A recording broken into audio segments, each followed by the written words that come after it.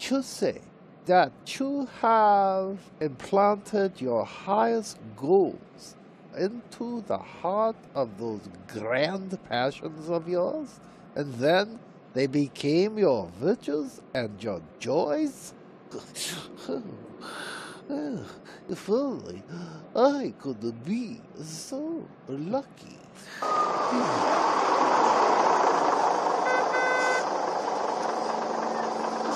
Ugh,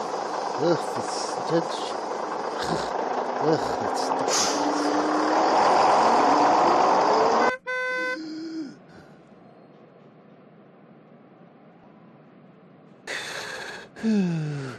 I moved over.